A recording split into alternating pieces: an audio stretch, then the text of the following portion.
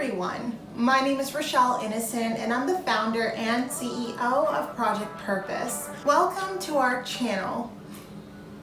Our community is focused on fostering the intellectual and character development in children. We do this through our parent-child workshops that are focused on 4 themes: autonomy, self-efficacy, compassion, and self-concept, in order to cultivate grit, perseverance, and resilience in each child. And we are so thrilled to be offering one of the first of its kind digital, virtual, and continuous learning environments, enabling parents and children to connect from all around the world. At Project Purpose, our overarching mandate is to renew and rebuild family, community, and relationships. Our different social media platforms provide us with an opportunity to have discussions and to create space for all topics that relate to family, community, and relationships with ourselves as well as with others, with a primary focus on mental health and education. More precisely, the ways that the institutions of mental health and education play a role and have played a role in our societies at large. These discussions and debates provide us with an opportunity to think critically about what needs to change within these structures for us to live up to our bold slogan: support, protect, and empower each child through youth-focused development, better known as leadership in juvenescence. We recognize that in valuing our children's leadership potential, this also translates as recreating and co-creating environments, both socially and politically, that will enable our children to thrive. For those of you who are particularly keen on the topic, we also write thought pieces every other Sunday. We actually have a thought piece scheduled to drop this upcoming Sunday, so definitely be sure to meander over to the website and check out our online content. Now, if it is the case that you are looking for a listening alternative, well, we're available wherever podcasts are playing, and we provided you with access to a few links down below. Now, as is the convention, be sure to subscribe, hit that post to notification bell so that you are aware of every time we post. And of course, if you like these conversations and you want to keep them going, like, comment, and share this segment. Let's get into it. Hello, ladies and gentlemen, and welcome back to another segment here on Project Purpose. For those of you who are new, we cover topics that relate to mental health, mental wellness, and education on a week-by-week basis. And our topic of discussion today is education. And on the conversation around education today, we're talking about the power and the dignity of choice and the importance of being able to choose. And I think that is a really important conversation because a lot of us don't recognize the power and the weight of our choices, because a lot of our choices were made for us well into adulthood. And I think that a lot of the way that our childhood is structured in this digital economy, it removes a lot of the choices. There's some choices that we can make, but there's not a whole lot of flexibility and there's not a whole lot of room to really reflect on the consequences of our choices. The consequences seem to be far from sight. And also there's a lot of cushioning around the consequences of those choices that we make, because a lot of that is absorbed by either our parents or by the environment in and of itself, wanting to protect us and shield us really from some of the impact that our choices can have on us. And some of those impacts are positive, of course. Some of those impacts can be negative, of course, but the more we're shielded from the effect and the weight of our choice, the more reckless we become with the choosing, right? And I think as we get older, our choices become more important, they become more significant. If we haven't learned to manage our recklessness, or manage the pros and cons, or manage the variables around our choices, or manage our attitudes and our ways of being around choice, then we can really become the kinds of people who make decisions that can have a really visceral impact, not just on ourselves and in the trajectory of our own personal lives, but in the lives of others. And I think that this is really important because growing up, I had a lot of helicopter parenting going on, and I grew up in the middle of nowhere, and so all I wanted was the choice to do on my own, to make my own choices without having someone putting guardrails around my choices, choices or putting conditions around my choices. And it really made me have this thirst for freedom that I recognize is over and above most people. And I think that a lot of people talk a little bit about people who are sheltered, very controlling households, become really free and really wild and, go really off the rails when they enter university. And so that might have been the case. That really wasn't my university experience. It was delayed, actually. Maybe in my MBA, I was a little bit more into socializing and experiencing. But even then, I had my own guardrails that I put around my own choices, because I had this one working philosophy, and I don't remember where I got it from, but the working philosophy was, if you're gonna make a choice, I'll make a choice that's self-destructive. And I've always just been taught, if you're gonna make a choice,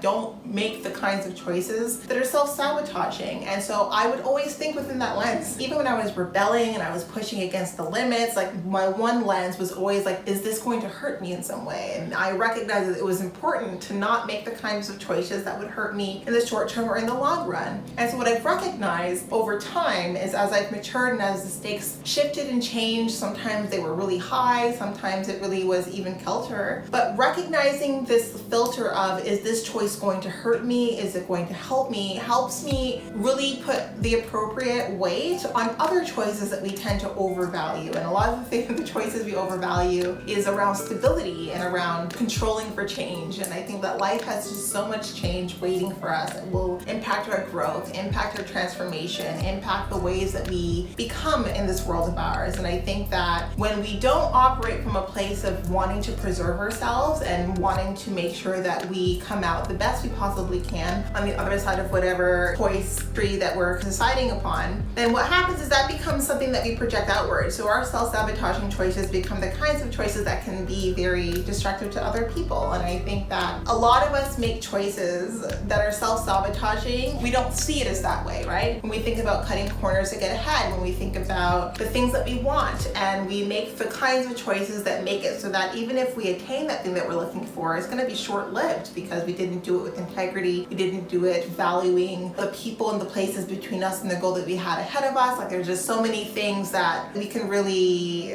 overlook when we're not making these choices consciously. But I think one of the most integral choices that has enabled me to make really very scary decisions, the basis of my decision making has always been, is this going to hurt me? Is this choice going to hurt me? And I've been able to do a lot of things, like move cross country, move to different countries, really find a way to deal with danger, to deal with a lot of high risk, high stake decisions, even choices in my career, choices in my relationships, choices in my friendships, all within this lens of, is this going to hurt me? And wanting to make sure that I am self-preserving in the choices that I make, and self-preserving in that I'm not exposing myself to undue harm. And it's interesting because the better you get at making the choice about self-preserving, you recognize what real harm is. And sometimes harm is the steadiness, it is the stability. If that stability comes with compromising on your values, compromising on your integrity, compromising on yourself, on your sense of identity. And so I've been able to make the choice that was self-preserving, even if it totally shifted and rocked my world. And I think to where I am in life right now, and I think about the quality of my decision making, and I think about some of the really difficult choices to make, but all of it was really focused on being aligned and also focused on making sure that I wasn't making choices that were self-destructive and that were self-sabotaging. And as you become older, the self-destruction, if that's not something that you can detect, it has just so many more ways that it can bite you, that it can hurt you in the long run as well, because our choices seem to have a lot more weight by way of the amount of time that they're going to feed back and impact our lives moving forward, the older that we get. So I think that if there is anything that I want anyone to get from this video, is recognize that with the dignity of choice, because not all conscious living beings have the ability to choose, depending on where you are in that philosophy spectrum around consciousness and around decision making, but the majority of animals are driven by instinct. But if we have this power, this dignity of choice, recognize it's a responsibility, and recognize that you have the power to decide the lens with which you choose. And it's important when you think about life and just how many experiences that you can have or miss out on, and how many people that you can meet or miss out on, and how many opportunities that you can have or miss out on based on the quality of your decision makings. And if you focus on making choices that preserve you, that keep you aligned, that keep you whole, that keep keep your mental, emotional, and physical well-being in mind, and recognizing that also comes with choosing how to show up for other people, like choosing to make decisions that are based in kindness, based on having integrity, the kinds of choices that aren't going to end up hurting you in the long run. And so I want to just come on here and talk about the power and dignity of choice, talk about the responsibility of choice, and talk about how it's really important that as soon as we start to recognize that we have it within us to make a choice that's going to impact our lives, and sometimes for the majority of us this isn't really until university, that we think about what lens we want to choose from, and we think very conscientiously about, well, how have I been choosing? Have I been seeking to create an impact that comes from a place of anger, comes from a place of hurt, and so I'm hurting others and I'm hurting myself in the process? Or am I choosing, or am I going to make a point to choose moving forward from a place of alignment and from a place of self-love and from a place where I want to make sure that I'm making the right choice for me? And even if that causes instability, that causes chaos, that causes a lot of movement in your life by way of the circles that you float in or even the places that you live in, if you are recognizing that that choice is the best choice for you, like, you're gonna live a beautiful, vibrant life. And I think about some of the choices and some of the chaos that those choices brought, but some of the beauty and even the love that it's brought into my life. I couldn't be happier about the choices that I've made so far. So I want to come in here and I want to talk about choice. I want to talk about the power and the dignity of choice that we all have, and recognizing that we need to tap into that power, tap into that dignity. Don't offload our choices onto other people, but also recognize that there's a responsibility when it comes to choice, and that responsibility is to yourself, that you make sure that you're always keeping yourself in mind and you're not self-sabotaging and hurting yourself in the choices that you're making moving forward. And sometimes the self-sabotage, the destruction, and the pain that we can create is subversive. It's really under the radar, and we might think that we're pushing ourselves forward and advancing, but if we're not making the right kinds of choices to get there, it's going to always end up biting us in the long run. So that was the food for thought that I wanted to leave to you today. Some tidbits of wisdom for you to reflect on. Now, before letting you go, I would be remiss if I didn't let you know that we will be going live at least twice a month, every month for the foreseeable future on our website. So definitely be sure to check in. Now, these events are paid events, so you can buy your one-time ticket, check out the experience, or you can take a look at one of our package plans. Yes, so we do offer package plans over and above our live events, as well as access to webinars and workshops largely focused on self-mastery over and above those events. So check it out. Be part of our game changer community, being part of the change that you want to see, allowing us a small role to play in your journey. We are on the road to 1K, so we do invite you to follow us across all of our social media platforms, and we look forward to chatting with all of you very soon. We'll talk to you later.